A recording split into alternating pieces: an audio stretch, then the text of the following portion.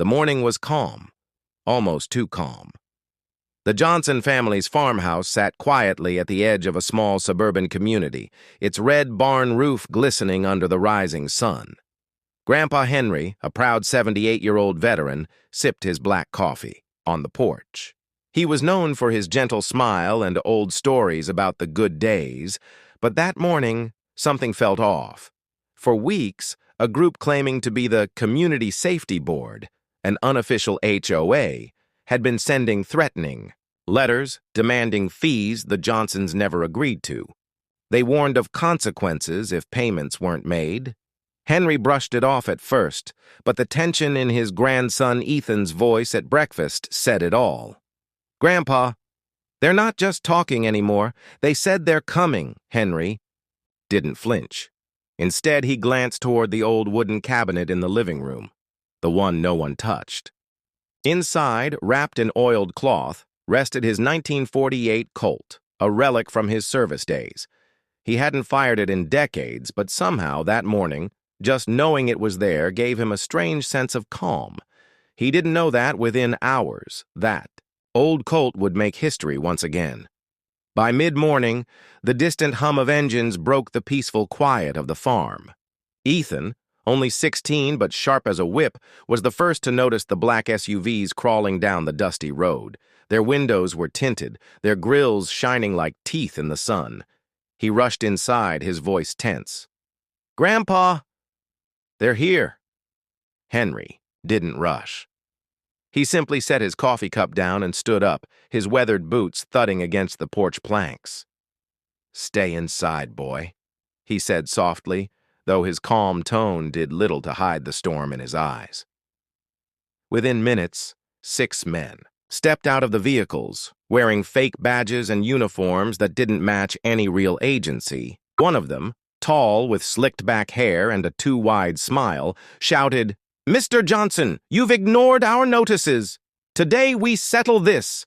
Ethan's mother, Laura, stepped onto the porch, her voice trembling but firm. "This is private property. You need to leave." Instead of leaving, the men spread out, one of them filming with a phone, taunting, "Your time's up, old man.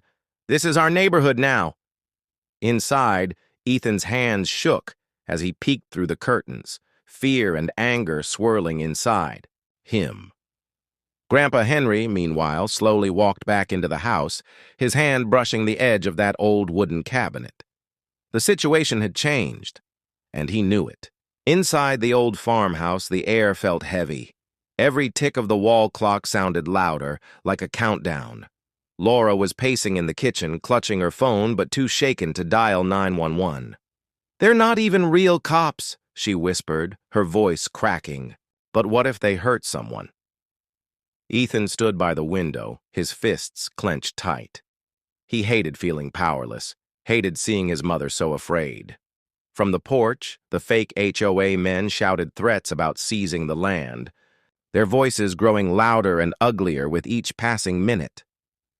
But Grandpa Henry moved with the slow, steady calm of a man who'd seen worse storms.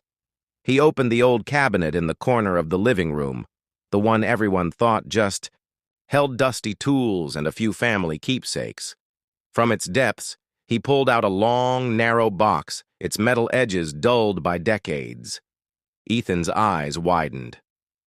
"Grandpa, is that—" Henry looked up, his face as unreadable as ever. "The Colt," he said quietly, running his calloused fingers over the faded engraving, 1948. "Your grandma hated this thing, said it was a curse. But some curses have their uses." He didn't load it right away. Instead, he set it gently on the table and looked his grandson in the eye. "Ethan, listen to me. Fear makes folks stupid. We're not going to start a fight, but we're sure as heck not going to let anyone push us off our land either." Outside, the engines rumbled again, and one of the men yelled, "Last warning." "Old man!" Ethan swallowed hard, sensing something was about to break. The rumble of engines outside grew louder, shaking the thin windows of the farmhouse. The fake HOA cops were restless now, their voices sharp, their threats sharper. "Step out now, old man," one of them barked through a megaphone. This property isn't yours anymore. You've got 5 minutes before we come in. Laura's hands trembled as she clutched her phone tighter, still frozen, torn between calling for help and fearing the chaos that might follow. Ethan stood near the window, anger and fear warring in his young face. Grandpa Henry, though, stayed calm. Too calm. He walked out onto the porch, boots crunching over the gravel, and stood there, silent, hands in his pockets. The men paused, thrown off by his quiet confidence. "This land," Henry said, his voice low but steady, "has been in my family since before most of you were born. I worked it, my father worked it, and my boy, God rest his soul, bled for it.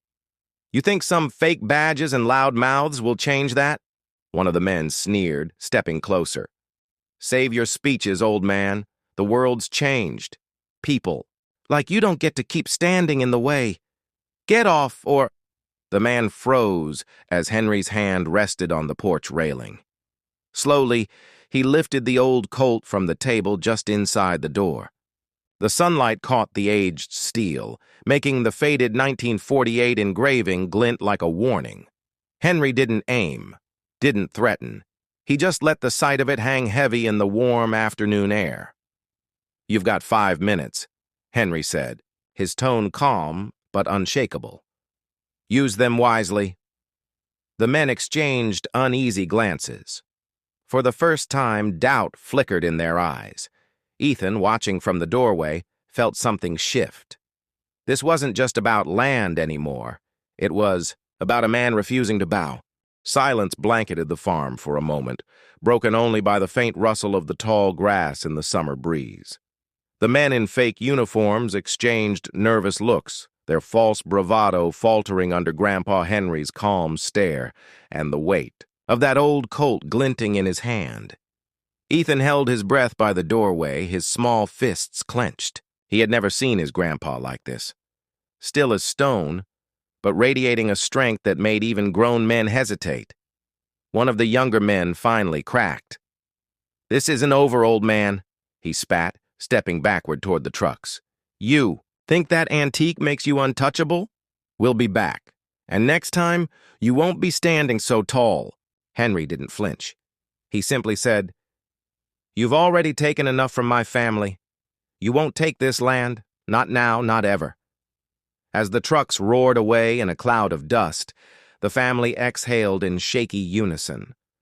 Laura's knees buckled, and Ethan rushed to her side, steadying her. For a moment they felt safe again, but inside, Henry knew this wasn't the end. He had seen the look in their eyes, anger bruised by humiliation. They'd return, maybe not today, but soon. And next time, they'd be more dangerous. That night, the house was quiet. Too quiet. Ethan lay awake in his room, replaying the scene over and over. He wanted to feel proud of his grandfather's bravery, but fear gnawed at him instead. What if they came back when Henry wasn't ready? Downstairs, Henry sat at the kitchen table, the Colt resting beside his weathered hands.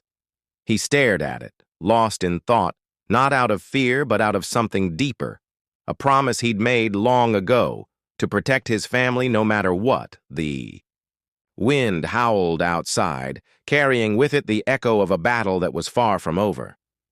The next morning, the farm looked peaceful, dew glistening on the grass, birds singing softly, but Henry felt the shift in the air. Years of living through hard times had taught him to trust his instincts, and those instincts told him trouble was coming. He didn't have to wait long. By mid-afternoon, the rumble of engines broke the quiet. Ethan froze at the window, his breath catching as 3 black trucks rolled up the dirt path, kicking up thick clouds of dust. These weren't the same men as before, at least not all of them. This time, there were more of them, and they looked angrier, louder, and more reckless. Laura's hands trembled as she reached for Ethan. "Stay inside," she whispered, her voice cracking. But Henry stood tall at the porch, calm as the old oak tree beside the barn. "Afternoon, boys," Henry said evenly, his voice steady. Didn't think you'd come back so soon." The leader, a heavy-set man with mirrored sunglasses, smirked. "We don't like being told no, old man. This land is ours now and you're trespassing. Hand over the deed or we'll make you regret it." Henry didn't reach for the Colt just yet. He simply crossed his arms and said, "This land's been in my family since before any of you were born, and it'll stay that way." The men laughed, but there was no humor in it, only malice. One of them stepped forward, kicking up dust, his hand hovering near the crowbar strapped to his belt. Ethan watched, his heart pounding in his chest. He wanted to run, to hide, but something inside him told him to stay, to trust his grandfather. Then, as the leader barked another threat, Henry's gaze hardened. That calm, steady resolve in his eyes sent a chill through every man on that porch. The storm had returned, but this time, Henry was ready for it. The tension on the porch was thick enough to cut. The trucks idled in the driveway, their engines growling like restless beasts, while the men in dark jackets spread out across the yard. Ethan's small hands gripped the windowsill so tight his knuckles turned white. Laura whispered a prayer under her breath, clutching her necklace, her heart pounding in her chest. Henry didn't flinch. He stepped down from the porch, boots crunching on the gravel, every step slow and deliberate. The leader smirked, but something in Henry's eyes, cold, steady, and unshakable, made even the boldest man hesitate. "This farm," Henry said, his voice deep and measured, "has weathered storms, wars, and men twice as mean as you. You think you can scare me? Boy, you don't know who you're dealing with." He lifted his hand, not to draw the Colt, but to point at the boundary where his land met the road. "That line has been defended by 3 generations of my family. My father bled for it. I built my life on it. And my grandson—" He glanced toward the window where Ethan's frightened eyes peeked out. "Will grow up knowing that no bully can take away what's rightfully his." The men shifted uncomfortably. The bravado that had carried them here cracked under the weight of Henry's words. The leader's smirk faltered as the silence stretched, broken only by the rumble of the idling trucks. Finally, Henry spoke again, quieter this time, but sharp as steel. "Now you've got 2 choices. Leave in peace or learn what happens when you push a man who has nothing left to fear."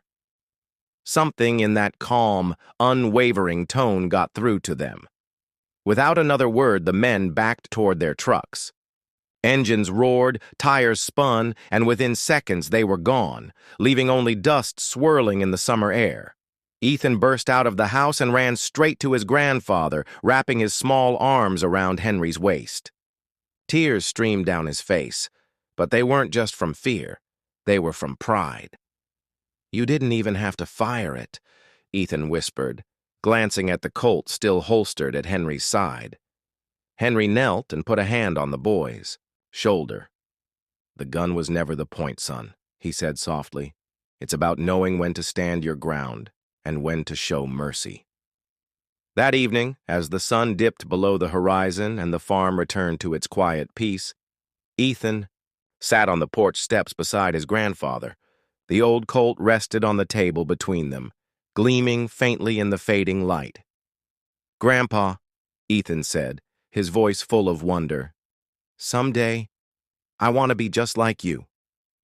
Henry smiled, eyes glistening. "Someday you'll be better than me, boy. And that's the way it's supposed to be."